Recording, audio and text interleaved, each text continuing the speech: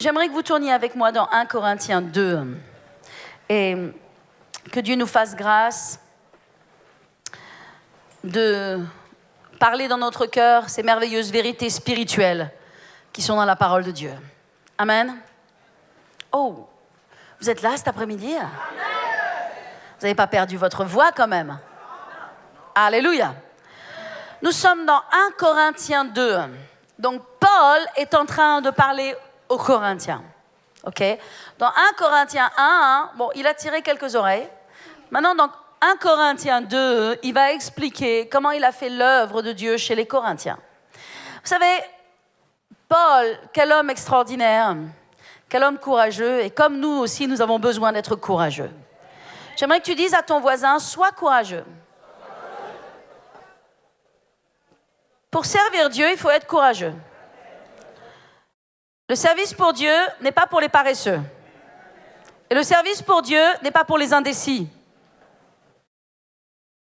Le service pour Dieu, c'est pour les braves. C'est pour les courageux. Alléluia. Et c'est ce que Paul était. Un brave, un courageux.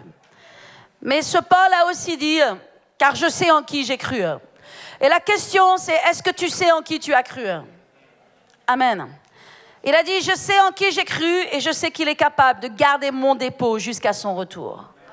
Et je pense que Paul avait un grand dépôt, non seulement de ce qu'il avait fait pour Dieu, mais aussi de la révélation qu'il avait de Dieu dans son cœur. La question, c'est, est-ce que tu as la révélation de Dieu dans ton cœur? Dieu veut mettre sa révélation dans ton cœur. Mais fais attention, avec la révélation vient la responsabilité. Alléluia. Avec la révélation vient la responsabilité. Plus tu as de connaissances, plus tu as de devoirs. Plus tu as de connaissances, plus l'exigence monte. Maintenant, la connaissance est une bénédiction. Mon peuple périt parce qu'il lui manque la connaissance. Donc, on ne peut pas, pour cause d'être... La Bible dit que plus nous connaîtrons et nous serons jugés selon notre connaissance. Et donc, nous ne pouvons pas renoncer à la connaissance parce que nous avons besoin de la connaissance. Mais avec la connaissance vient le devoir et la responsabilité. Alléluia. Si ta connaissance est supérieure à ton obéissance, alors tu es rétrograde.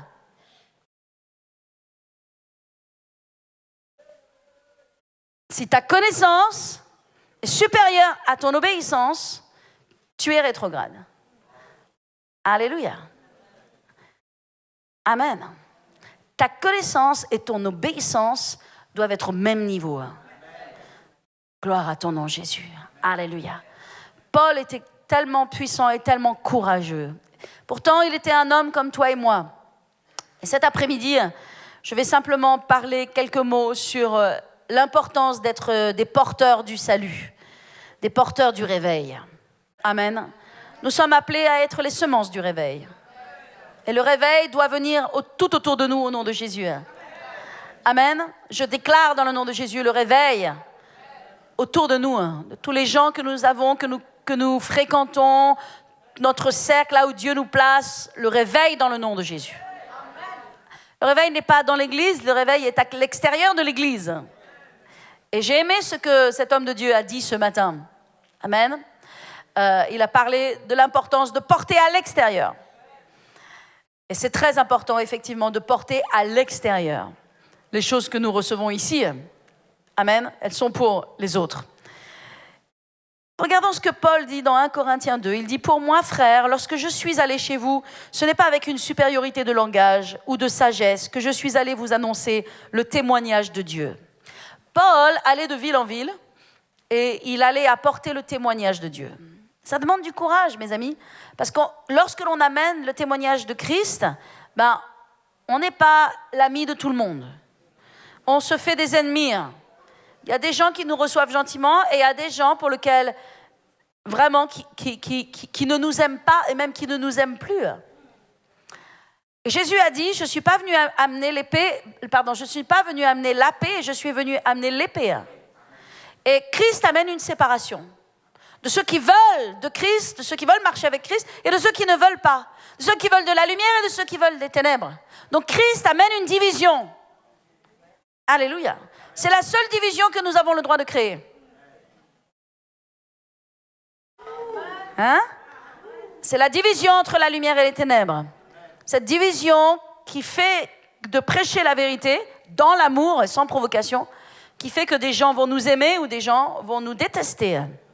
Donc Paul, il amenait partout où il allait le témoignage de Christ. Amen.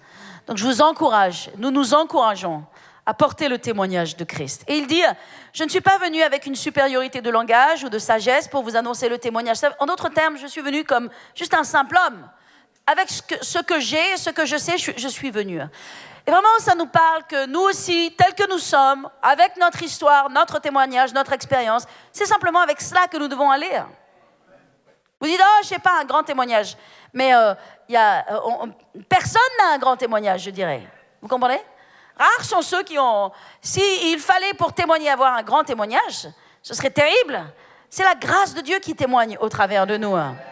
Donc on ne peut pas compter sur nos propres forces. Et vous allez voir qu'il va parler que pour servir Dieu et pour témoigner de Dieu, ça ne dépend pas de nos propres forces. Et ça, c'est très important que le peuple de Dieu le sache. Beaucoup d'entre vous, vous restez confinés dans votre confort, vous avez peur de témoigner, peur d'évangéliser, peur d'avoir un groupe de maison, d'être un leader ou peut-être de faire des choses pour Dieu parce que vous pensez que ça réside sur vos propres forces. Mais Dieu n'a jamais dit que les choses de son royaume seraient faites par tes forces. Il se fait par ton obéissance et par sa puissance au travers de toi. Amen. Alléluia. De sorte que tu ne te glorifies pas et qu'aucune chair ne se glorifie devant lui. Amen. Est-ce que je peux avoir un amen dans ce lieu? Amen. Donc il dit au verset 2, car je n'ai pas eu la pensée de savoir parmi vous autre chose que Jésus-Christ et Jésus-Christ crucifié. En d'autres termes, il n'est venu qu'avec une pensée. Il n'avait qu'une pensée dans le cœur, c'était Jésus-Christ et Jésus-Christ crucifié. Alléluia. C'était sa seule motivation. Il n'était pas en train d'amener des gens à Christ pour un intérêt personnel. Il ne recherchait pas une gloire, il ne recherchait pas un nom, il ne recherchait pas plus de membres ou plus de fidèles. Il n'avait rien d'autre en pensée que Christ crucifié. Et vous savez, lorsque l'on sert Dieu, c'est important que nos mobiles soient purs. Amen. Alléluia. Donc il ne faisait rien d'autre que pour cette vision qu'il avait, cette révélation qu'il avait de Christ crucifié.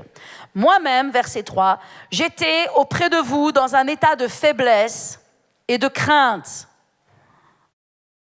de grands tremblements, et ma parole et ma prédication ne reposaient pas sur les discours persuasifs de la sagesse, mais sur une démonstration d'esprit et de puissance. Amen.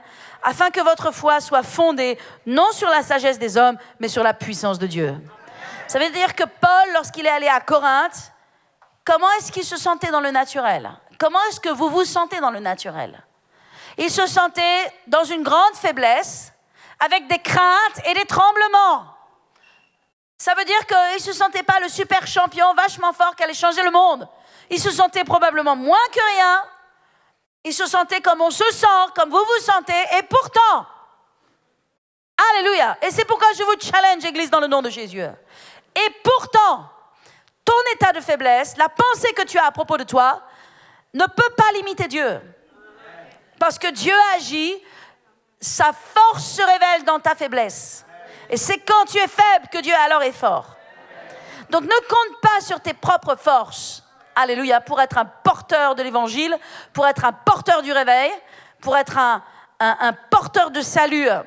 Et c'est ce que Paul, il était. Donc il dit, auprès de vous, j'étais dans un grand état de faiblesse et de crainte, de grands tremblements. Et ma parole, ma prédication ne reposait pas sur les discours persuasifs de la sagesse, mais sur une démonstration de puissance et d'esprit. Alléluia.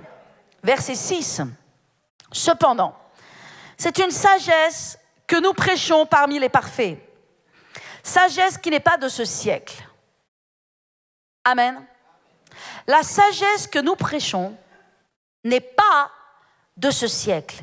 Elle n'est pas de notre monde moderne. Elle n'est pas de notre génération. Alléluia. Elle ne vient pas du monde. Cette sagesse ne vient pas du monde. Elle ne vient pas du monde dans lequel nous sommes. C'est une sagesse qui est surnaturelle. Alléluia. Cependant, c'est une sagesse que nous prêchons parmi les parfaits. Sagesse qui n'est pas de ce siècle, ni des chefs de ce siècle, qui vont être réduits à l'impuissance. Les chefs de ce siècle n'ont pas cette sagesse. Les présidents de ce monde, les rois de ce monde n'ont pas la sagesse de Dieu. Cependant, cette sagesse, Dieu nous l'a donnée. Alléluia.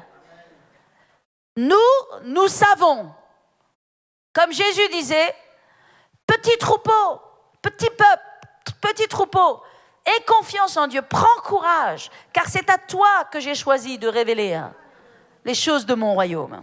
Amen.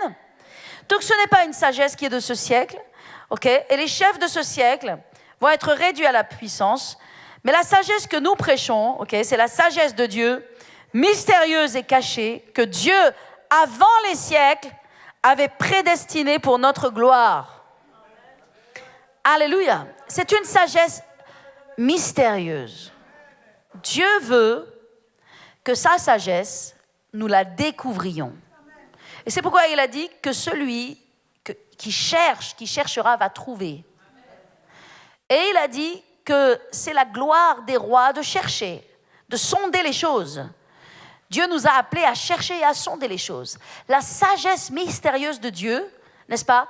Dieu ne la révèle pas juste comme ça. Ça nous demande de la sonder, de la chercher. Cette sagesse, quand nous étudions la parole de Dieu, elle nous vient petit à petit. Je me rends compte le nombre d'années que j'ai en Christ.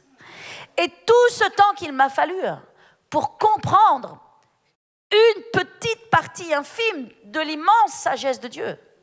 Mais cette sagesse, je ne l'ai pas apprise sans la sonder. Alléluia. Amen.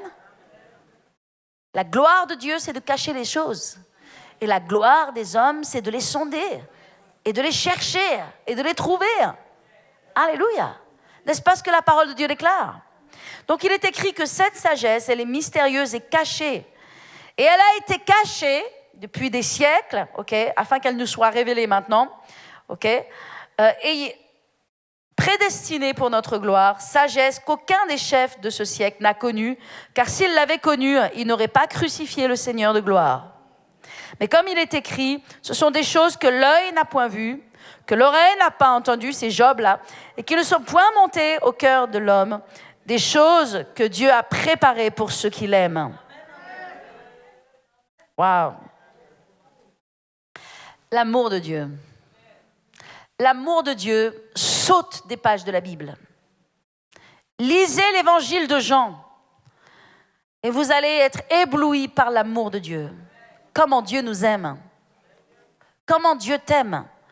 Comment il a payé le prix incroyable pour que tu sois sauvé et pour que tu sois guéri. C'est pourquoi on doit être guéri, c'est une obligation. C'est un devoir d'être guéri. Alléluia. Parce que Jésus a payé le prix pour ça. Amen. Et c'est pourquoi s'il y a de la maladie dans ton corps, tu dois être agressif dans ta foi. Parce que Jésus a payé le prix pour toi. Alléluia. Donc il est écrit, et ça c'est l'amour de Dieu, cette sagesse que Dieu avait préparée pour ceux qui l'aiment. Verset 10. Dieu nous les a révélés par l'Esprit. C'est par l'Esprit. Toutes les choses de Dieu se sondent par l'Esprit. C'est pourquoi nous devons être un peuple spirituel. Nous devons nous affectionner aux choses de l'Esprit. Donne un coup de coude à ton voisin et dis-lui, affectionne-toi aux choses de l'Esprit. Je vais vous dire une chose. Si vous aimez dormir, vous allez avoir de plus en plus sommeil. Si vous aimez manger, vous allez avoir de plus en plus faim. Si vous aimez prier, vous allez avoir de plus en plus envie de prier. L'affection de la chair, produit la chair, conduit à la chair. Ceux qui vivent selon la chair s'affectionnent aux choses de la chair, mais ceux qui vivent selon l'esprit s'affectionnent aux choses de l'esprit.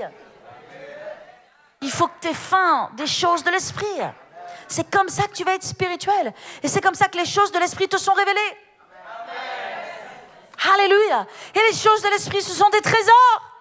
Les choses de l'esprit, ce sont des choses extraordinaires. Amen. Connaître Dieu, le royaume de Dieu. Savoir et connaître le plan de Dieu, la volonté de Dieu, la fin des temps, tout ce que Dieu a prévu. Nos droits, notre pouvoir, notre autorité. Alléluia. Amen. C'est extraordinaire. Alléluia. Donc, qu'est-ce qu'il est écrit? Il est écrit, ok, Dieu nous les a révélés par l'Esprit. On est au verset 10. Car l'Esprit sonde tout, même les profondeurs de Dieu. Qui donc parmi les hommes connaît les choses de l'homme si ce n'est l'Esprit de l'homme qui est en lui? De même, personne ne connaît les choses de Dieu si ce n'est l'Esprit de Dieu. Amen. Et l'Esprit de Dieu, il est où? En toi. Donc tu as la possibilité de connaître les choses de Dieu parce que l'Esprit de Dieu, il est en toi. 12. Or, nous n'avons pas reçu l'Esprit du monde.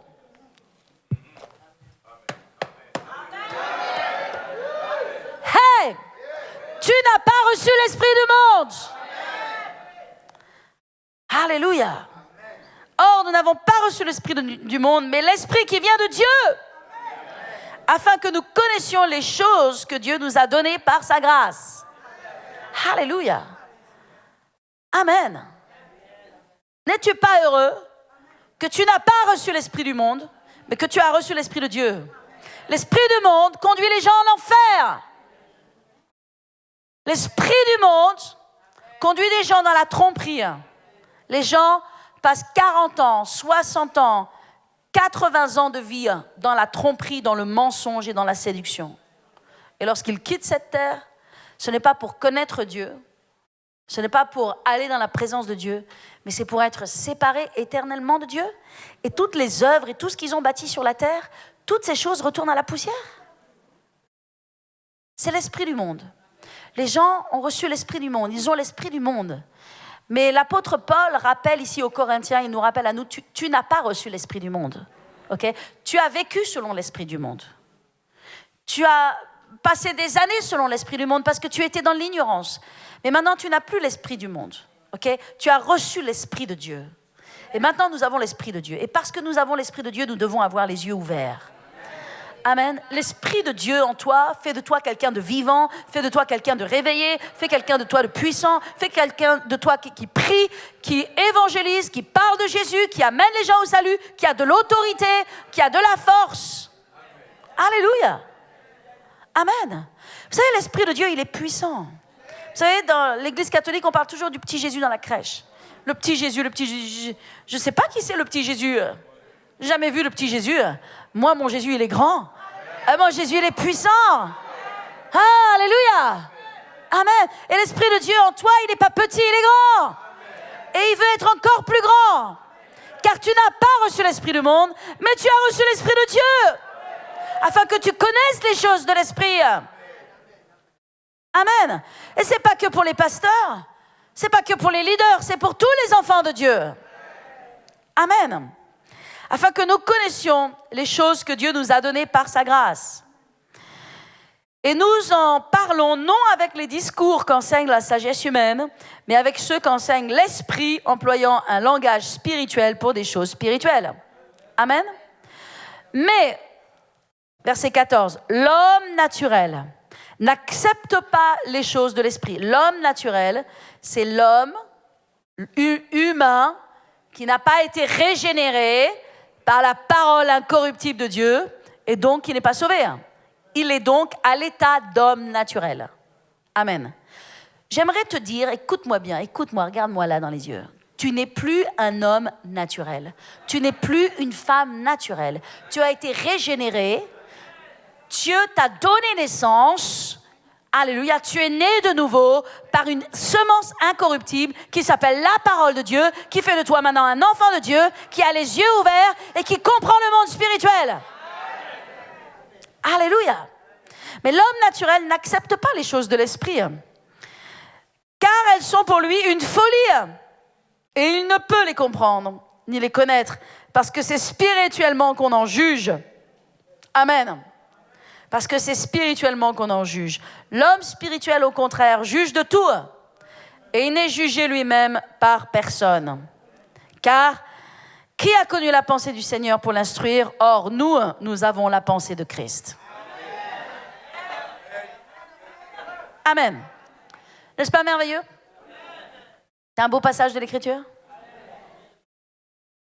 Qu'est-ce que nous amène? Qu'est-ce que fait la pensée de Christ en nous?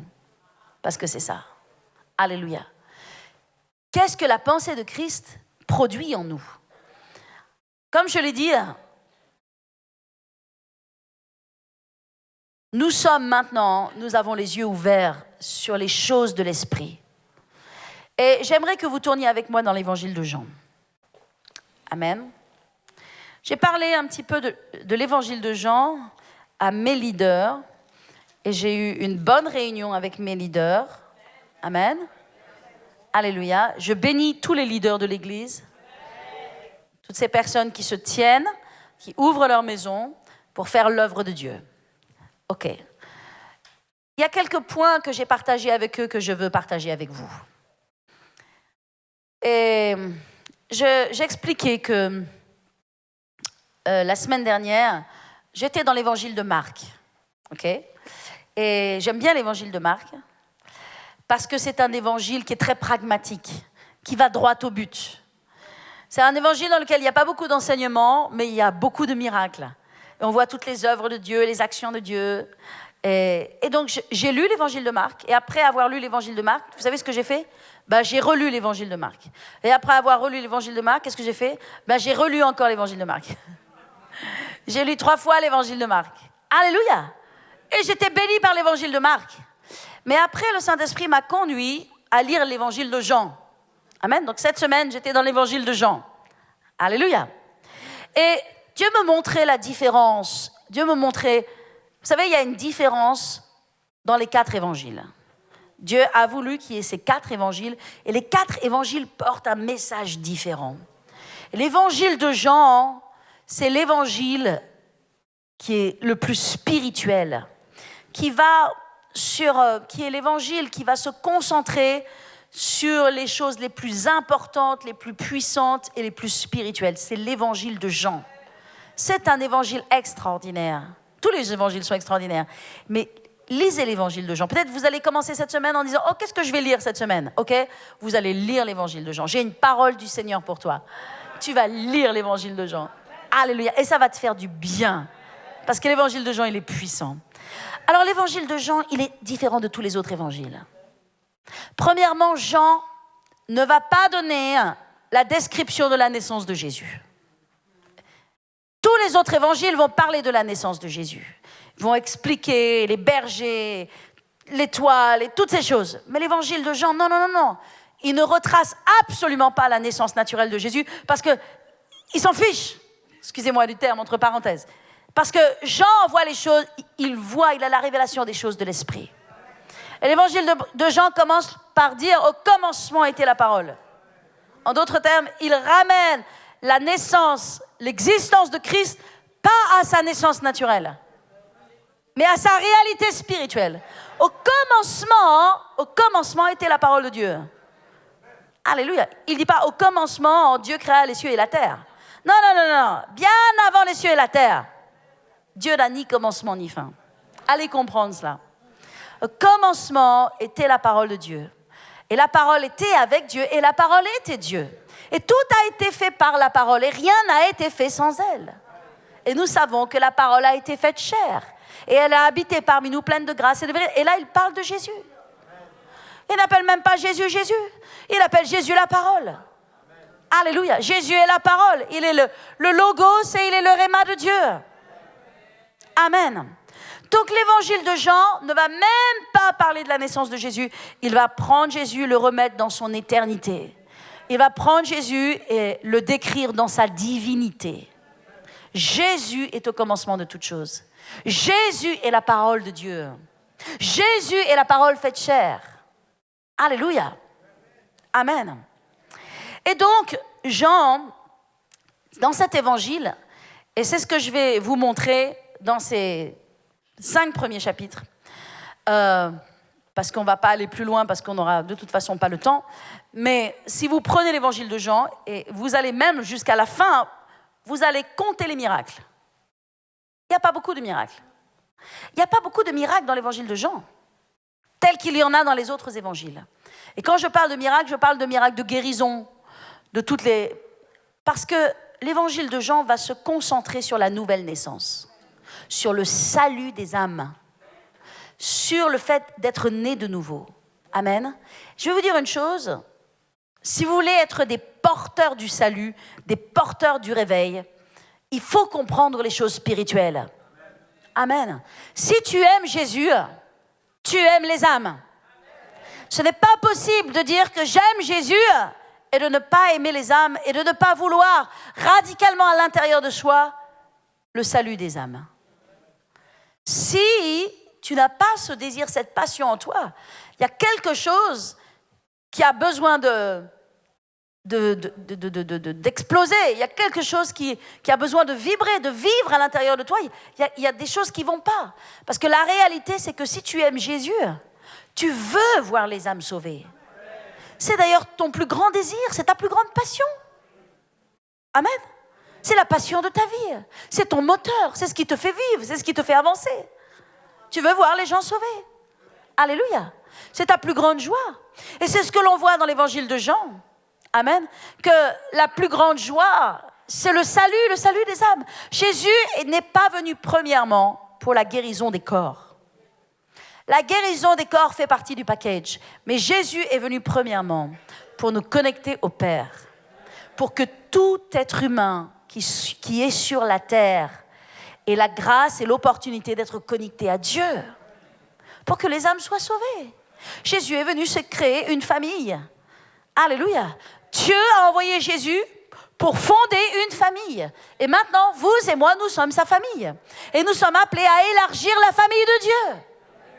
Et il a besoin de nous pour élargir sa famille, afin que tout le monde, tous les êtres humains qui naissent sur la terre, entrent dans la famille de Dieu.